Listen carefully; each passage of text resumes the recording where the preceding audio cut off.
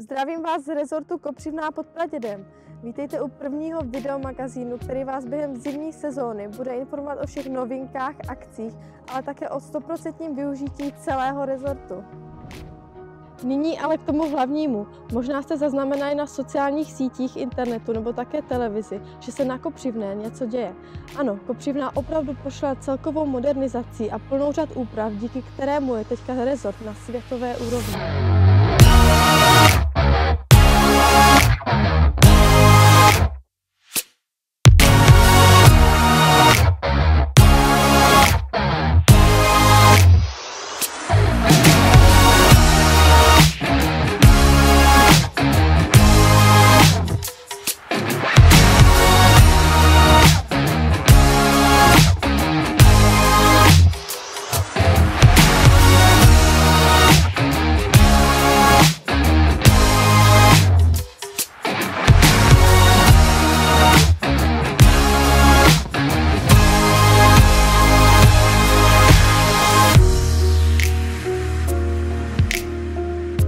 Sedím na jedné ze 45 vyhřívaných sedaček, které se automaticky zavírají a otvírají.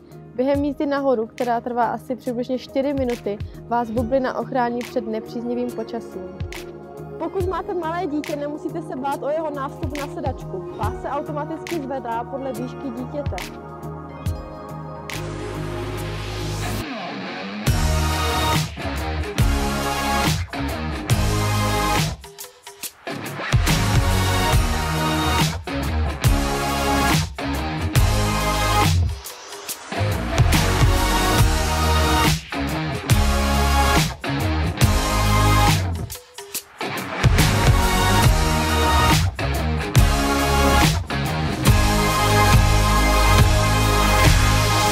To by bylo vše o naší nové 6 sedačce. Je nachystaná a těší se na vás v rychle blížící se zimní sezóně.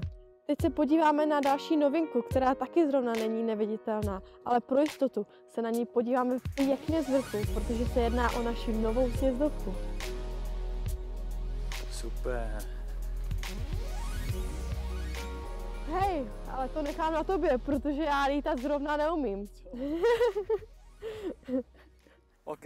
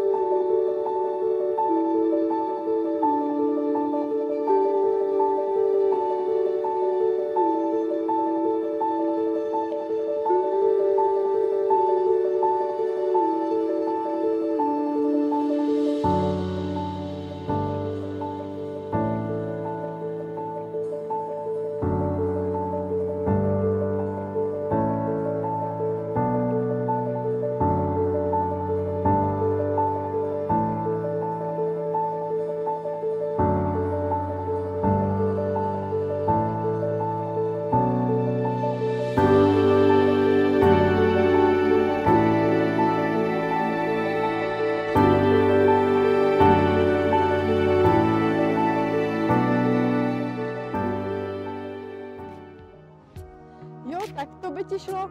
Já už jen dodám, že sjezdovka je 920 metrů dlouhá a 40 až 70 metrů široká. A sjezdovku zasněžuje 20 nejmodernějších sněžných děl, ty vodou zásobuje modernizovaná čerpací stanice, která vypadá tak.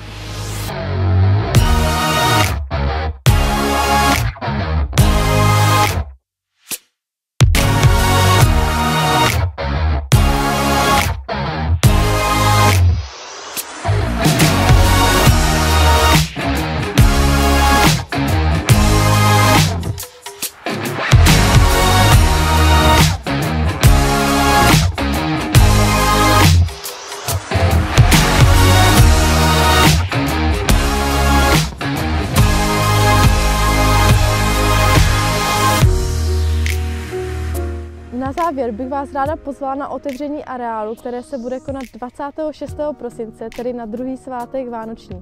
A jak je u nás zvykem, tak pro vás bude připravena sjezdovka s každodenním večerním lyžováním. A my se uvidíme u dalšího dílu, který bude 23. prosince, kde se podíváme na kompletně připravený areál a využití celého rezortu Kopřivná pod Pradědem. To by bylo vše, uvidíme se příště, tak se mějte a já jdu na čaj.